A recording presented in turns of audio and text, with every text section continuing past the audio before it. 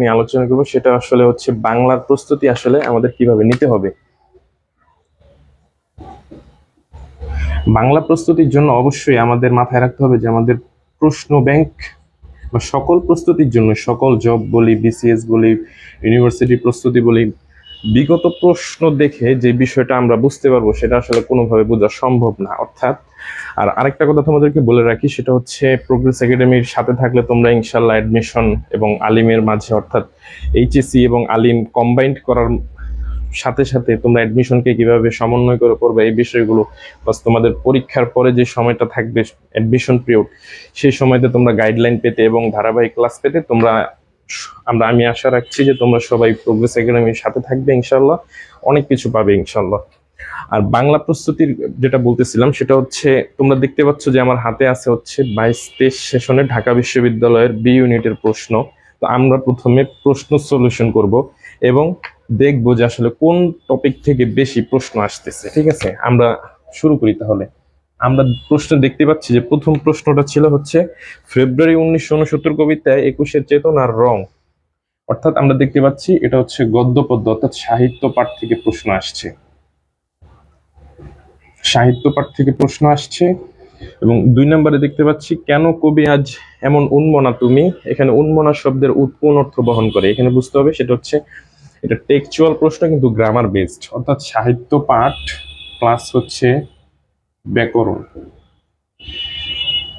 তারপরে 3 নম্বর প্রশ্ন যেটা, সেটা হচ্ছে কোনটি শুদ্ধ নয়, অর্থাৎ বানান থেকে প্রশ্ন আসছে, অর্থাৎ ব্যাকরণ থেকে। আমরা টপিকের নাম লিখি, সেটা হচ্ছে বানান। 4 নম্বর প্রশ্ন যেটা আসছে সেটা হচ্ছে জাদ্রেল শব্দ কোন ভাষা থেকে এসেছে। এটা আমরা জানি যে রেইনকোট গল্পে কিন্তু আছে, আমরা কিন্তু সবাই জানি এটা। ঠিক আছে, যে একটু একটু ভিন্ন, শব্দটা একটু ভিন্ন, এটা কিন্তু আমরা জানি। জাদ্রেল শব্দ অর্থাৎ সাহিত্য পাঠ, সাহিত্য পাঠ।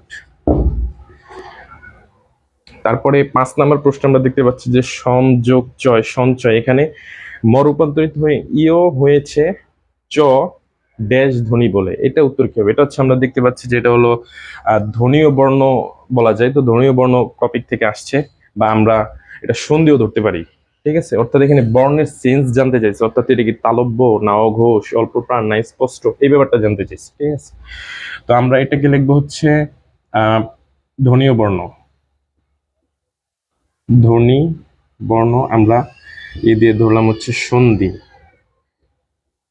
আর 6 নম্বর প্রশ্ন যেটা আসছে সেটা হচ্ছে আবিধানিক ক্রম অনুসারে সাজানো শব্দগুচ্ছ। আমরা জানি যে 2020-21 সেশনে কিন্তু আবিধানিক ক্রম থেকে প্রশ্ন আসছে, সেক্ষেত্রে এটা কিন্তু ইম্পর্টেন্ট। ঠিক আছে, তাহলে আমরা এটা দেখতে পাচ্ছি আবিধানিক ক্রম। তাহলে 7 নম্বর যে প্রশ্নটা সেটা হচ্ছে পর্বত শব্দ সমর্থক শব্দ নয়, তার মানে এটা আমরা দেখতে পাচ্ছি হচ্ছে বিরোচন থেকে আসছে, অর্থাৎ বিরোচন। 8 নম্বর যে প্রশ্নটা আসছে সেটা হচ্ছে বতর দিনে মগরা মগরা ধান আসে, এখানে এই স্ফীত হরফ চিহ্ন পদটি হচ্ছে এটা ধনাত্মক অব্যয় না বিশেষণের বিশেষণ সাপেক্ষ সর্বনাম নাকি হচ্ছে সমুদাতুজ কর্ম, এটা জানতে যাচ্ছে। তার মানে আমরা দেখতে পাচ্ছি এটা হচ্ছে সহপাঠ। বতর দিনে মগরা মগরা ধান আসে, আমরা তো জানি এটা লাল সালুতে আছে। সহপাঠ প্লাস হচ্ছে ব্যাকরণ, অর্থাৎ আমাকে হচ্ছে ব্যাকরণের সেন্স জানতে চাইছে এখানে। তো এই ব্যাপারটা আগে আমাদের বুঝতে হবে যে আসলে কোন প্রশ্নগুলো আমাদের ব্যাকরণ সহ জানতে যাচ্ছে, অর্থাৎ ব্যাকরণ প্লাস সাহিত্য পাঠ বা সহপাঠকে সমন্বয় করতেছে। 9 নম্বরের যে প্রশ্নটা আসছে সেটা হচ্ছে শনিতে 7 মঙ্গলে 3 আর সব দিন দিন, এটাও জানি যে টেক্সচুয়াল প্রশ্ন। ঠিক আছে, অর্থাৎ সাহিত্য পাঠ, সাহিত্য পাঠ। 10 নম্বরে যে প্রশ্নটা আছে সেটা কপিরাইটের যথাযথ পরিবেশ, আমরা জানি এটা বিরোচনের প্রশ্ন। ঠিক আছে, বিরোচনের প্রশ্ন। তারপরে হচ্ছে বিরোচনের প্রশ্নের ক্ষেত্রে আমাদের একটা বিষয় মনে রাখতে হবে, সেটা হচ্ছে যে দেখতে হবে যে কোনগুলো বেশি আসে। যেমন পারিভাষিক শব্দ আসতেছে, তারপর হচ্ছে তোমাদের বাক্য সংকোচন একটু বেশি আসতেছে, বিপরীত শব্দ সমার্থক শব্দ রিটেনেও আসতেছে। এই ব্যাপারগুলো আমাদের বুঝে বুঝে পড়তে হবে। 11 নম্বর প্রশ্নে আসছে হচ্ছে অব্যয়ভাব সমাস, আমরা এখানে লিখলাম হচ্ছে সমাস। 12 নম্বর যেটা, সেটা হচ্ছে যে আউলিয়া চাঁদ বাগধারা বিরোচন, আউলিয়া চাঁদের অর্থ জানতে চাইছে।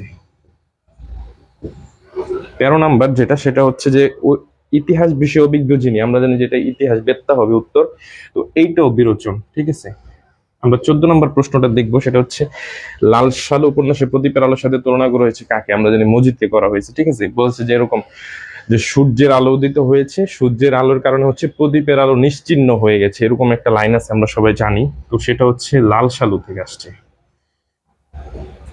লাল সালু মানে হচ্ছে অর্থাৎ সহপাঠ, ঠিক আছে। 15 নম্বরটা আমরা এখানে লিখি। 15 নম্বরটা হচ্ছে মৃত্যুকালে সিরাজের মুষ্টিবদ্ধ হাত কিসের প্রতীক? ঠিক আছে, এই যে যে প্রশ্নটা বলতেছে প্রতিরোধের নাকি অন্তিম প্রচেষ্টার, স্বদেশ প্রেমের, আন্দোলনের।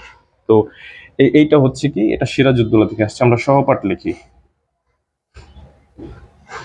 তো আমি প্রশ্নটাকে অ্যানালাইসিস কেন করলাম, প্রশ্নটা অ্যানালাইসিস না করলে তুমি আসলে বুঝতে পারবে না যে তুমি যেই যুদ্ধে উপনীত হতে যাচ্ছ সেটা আসলে মানে কিভাবে হবে। অর্থাৎ আগে আমাকে বুঝতে হবে যে আসলে আমি কিভাবে যুদ্ধটা করব বা কিভাবে পড়াশোনা করব, এই ব্যাপারটা আগে আমাদের নিশ্চয়ন করা দরকার। যেমন আমরা দেখতে পাচ্ছি যে সাহিত্য পাঠ থেকে আসছে একটা, দুইটা, তারপরে হচ্ছে তিনটা। সরাসরি প্রশ্ন আমরা সাহিত্য পাঠ থেকে দেখতে পাচ্ছি হচ্ছে তিনটা, তাই না? তো আর সহপাঠ থেকে আমরা দেখতে পাচ্ছি একটা, দুইটা, তিনটা। অর্থাৎ প্রশ্ন হচ্ছে তিনটা। অর্থাৎ আমরা বুঝতে পারলাম যে 22-23 সেশনে সহপাঠ এবং সাহিত্য পাঠ থেকে ব্যাকরণকে সমন্বয় করে হোক বা না হোক মিলিয়ে ঝিলে প্রশ্ন আসছে মোট 6টা। আমরা বিরোচন থেকে দেখতে পাচ্ছি একটা, দুইটা, তিনটা প্রশ্ন আসছে, মোটামুটি অনেকগুলো প্রশ্ন কিন্তু আসছে বিরোচন থেকে। অর্থাৎ বিরোচন আমরা এখানে লিখলাম, সেটা হচ্ছে বিরোচন, বিরোচন হচ্ছে তিনটা, বিরোচন, বিরোচন তিনটা। তো আমাদের মনে মনে প্রশ্ন আসতেছে যে বিরোচন আসলে আমাদের কোথা থেকে পড়া দরকার, সে ব্যাপারগুলো আমি বলবো। তো বিরোচন দেখা যাচ্ছে তিনটা, 9টা প্রশ্ন। আর বাকি যেই 6টা থাকে সেগুলো হচ্ছে ব্যাকরণ থেকে আসছে। দেখলাম যে সাহিত্য পাঠকে কেন্দ্র করে আসছে, সেটা আমরা সাহিত্য পাঠের সাথে ধরি নাই, তাহলে সেটা ধরলে কিন্তু সাহিত্য পাঠের 4টা হইতো। তারপর হচ্ছে বানান, ধ্বনি, ধ্বনি বর্ণ বা সন্ধি, তারপর হচ্ছে আবিধানিক ক্রম, সমাস, তারপর হচ্ছে বিরোচন থেকে এখানে আরেকটা প্রশ্ন আসছে, সেটা হচ্ছে অর্থাৎ বিরোচন থেকে তাহলে মোট 4টা হয়। বিরোচন থেকে মোট প্রশ্ন কয়টা হয়? বিরোচন থেকে মোট প্রশ্ন হয় হচ্ছে 4টা, ঠিক আছে। তাহলে এটা কিন্তু অনেক। তো এখন আসলে এখন আমাদের প্রশ্ন আসতে পারে যে আসলে আমরা কিভাবে পড়বো। তাহলে এই যে যে ব্যাপারগুলো দেখলাম, এখন আমরা বুঝতে পারলাম কি যে সহপাঠ আর সাহিত্য পাঠ থেকে মোট হচ্ছে 7টা, বিরোচন থেকে হচ্ছে 4টা, আর ব্যাকরণ সরাসরি থেকে বাকি থাকে কয়টা? 4টা, বা ধরলাম 5টা, ঠিক আছে। আর বাকিগুলো আমরা মুছে ফেলি। তো এই যে যে ব্যাপারগুলা, তো আমরা যে অ্যানালাইসিসটা করলাম, তো এখানে একটা জিনিস বুঝতে পারলাম, সেটা হচ্ছে যে মানে কি কি বিষয় আমার পড়তে হবে। যেমন প্রশ্নগুলা খুব ডিপে হয় সেটা আমরা জানি। তো সেই ক্ষেত্রে আমাদের কিন্তু পড়াশোনাটা ওইরকম ডিপ হওয়া লাগবে। অর্থাৎ যে সাহিত্য পাঠের যে প্রশ্নগুলো আছে, যেমন গদ্য পদ্যগুলো খুব ভালো করে পড়তে হবে। গদ্য পদ্যগুলা কবিতার কোন লাইনটা দ্বারা কি ইঙ্গিত করতেছে, কোনটা কোন গ্রামারকে বোঝাচ্ছে, বা কোনটা দ্বারা কি বোঝায়, যেমন জাদ্র শব্দটা একটু ব্যতিক্রম, এইটা কোন ভাষার শব্দ, এগুলো আমরা একটু দেখবো। এবং মানে এভাবে মূলত পড়াশোনাটা করতে হবে। আরেকটা কথা বলবো, সেটা হচ্ছে যেহেতু তোমাদের শর্ট সিলেবাস দেওয়া হয়েছে, তো শর্ট সিলেবাসটা তোমরা একটু ভালো করে পড়বা। আর যে 12-12-24টা গদ্য পদ্য আছে সেগুলো একবার অন্তত রিডিং দিতে পারলে আমি মনে করি যে অন্তত ভালো হবে আর কি, ঠিক আছে। আর বিরোচনের জন্য তোমরা যে কোনো একটা বই পড়তে পারো, তবে মেইনলি আমি বলবো বিগত প্রশ্ন করো। বিগত প্রশ্ন হতে পারে বিসিএস, বিসিএস, তারপর ইউনিভার্সিটি কোশ্চেন, জব কোশ্চেন। তো এরকম যেগুলো আছে বিভিন্ন জায়গায় বিভিন্ন বিগত প্রশ্ন হয়, কারণ একই এক্সপার্ট প্রশ্ন করে থাকে, যার কারণে দেখা যায় কি পূর্ববর্তী যে বিগত সালে প্রশ্নগুলো হয়েছে এই ব্যাপারগুলো রিপিট হয়। তো এই ব্যাপারগুলো একটু বুঝতে হবে আমাদেরকে, ঠিক আছে। তোমরা প্রথমে এটা শেষ করো, তারপরে বাজারে অনেক ধরনের বই পাওয়া যায়, সেখান থেকে ভালো একটা বই কিনো, যেখানে অনেক আছে। যে অনেক থাকলেই হবে না, সেটা হচ্ছে বিগত প্রশ্ন রিলেটেড হলে সবচেয়ে বেশি ভালো হবে, ঠিক আছে। আর ব্যাকরণের ক্ষেত্রে প্রথমেই বলবো সেটা হচ্ছে তোমরা, যেমন আমরা দেখলাম যে সমাস থেকে প্রশ্ন আসছে, ধ্বনিবর্ণ থেকে আসছে, ব্যাকরণিক শব্দ শ্রেণীর ব্যাপারটা আসছে। যেমন এই যে কি বলে কোনটা আমরা দেখতে পাচ্ছিলাম প্রশ্ন, সেটা হচ্ছে বতর দিনে মগরা মগরা ধান আসে, এটা ধনাত্মক অব্যয়িক বান বিশেষণ, এটা জানতে চাইছি। এটা কিন্তু ব্যাকরণিক শব্দের প্রশ্ন। তো একটু বিশ্লেষণ করলে দেখা যায় বানান থেকে প্রশ্ন আসে, ব্যাকরণিক শব্দ থেকে আসে, সমাস থেকে আসে, সন্ধি থেকে আসে। ঘুরে ফিরে দেখা যায় 90% গ্রামারের প্রশ্ন তোমাদের এইচএসসি সিলেবাস থেকে আসতেছে। তো সেই ক্ষেত্রে কিন্তু আমাদের প্রস্তুতিটা আসলে এতটাও মানে কঠিন হওয়ার কথা না, আমি যেটা মনে করি, ঠিক আছে। তো সেই ক্ষেত্রে মানে আমাদের কি করতে হবে, আমাদের করতে হবে হচ্ছে আমাদের এইচএসসির গ্রামার গুলো একটু ভালো করে পড়তে হবে। যেমন এইচএসসির ব্যাকরণ মানে মাস্ট, এটা 100% লাগবে, এতে কোনো মানে এখানে কোনো ছাড় নেই। অন্তত ঢাকা ইউনিভার্সিটি বি ইউনিটের জন্য, অন্যান্য ভার্সিটির জন্য একটু গ্রামার বেশি জানা লাগে। বাংলা ইংলিশ দুইটারই গ্রামার যে যত ভালো জানে তার জন্য এটা হচ্ছে সবচেয়ে বড় প্লাস পয়েন্ট। তো সে দেখা যাবে বিভিন্ন ইউনিভার্সিটি ভালো করবে, ঢাবি বাদে কিন্তু অন্য জায়গায় যে পরীক্ষাগুলো হয় সেখানে কিন্তু তোমার মানে গ্রামার থেকে বেশি হয়।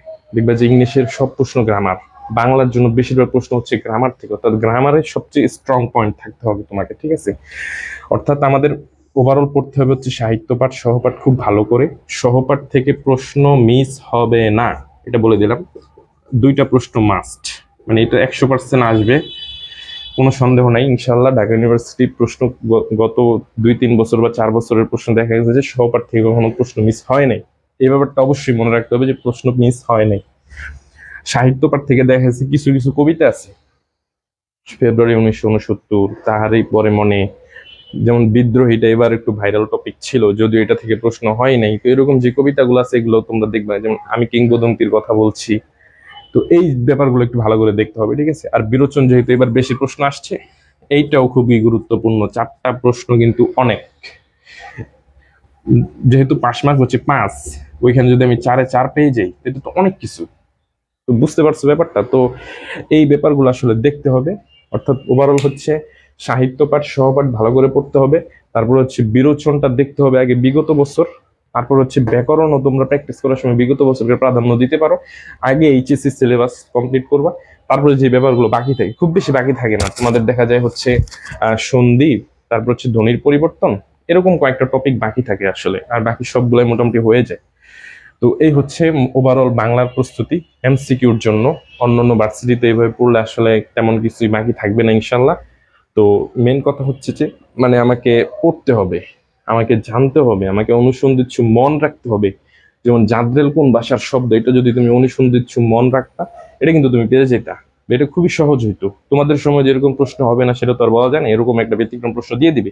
তো এই ব্যাপারগুলো একটু তোমরা মাথায় রাখবা, ঠিক আছে। ভালোভাবে মাথায় রাখলে দেখবা যে ভালো করবা। তো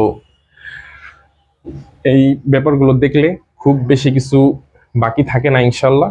তো বাংলার প্রস্তুতি এই ব্যাপারগুলো দেখলেই আমার দৃঢ় বিশ্বাস যে ভালো করা সম্ভব।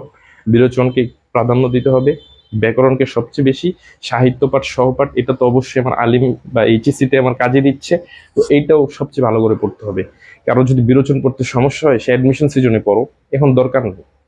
তো এই ব্যাপারগুলোকে সামনে রেখে যদি আমরা পড়তে পারি ইনশাল্লাহ ভালো করা সম্ভব। তোমাদের জন্য শুভকামনা। তোমরা প্রোগ্রেস একাডেমির সাথেই থাকো, এরকম আরো ভিডিও পেতে প্রোগ্রেস একাডেমির পেজে লাইক ফলো দিয়ে আমাদের সাথেই থাকো ইনশাল্লাহ। তোমাদের জন্য অনেক আয়োজন সামনে আসছে ইনশাল্লাহ। তোমাদের জন্য শুভকামনা। আসসালামু আলাইকুম ওয়া রাহমাতুল্লাহ।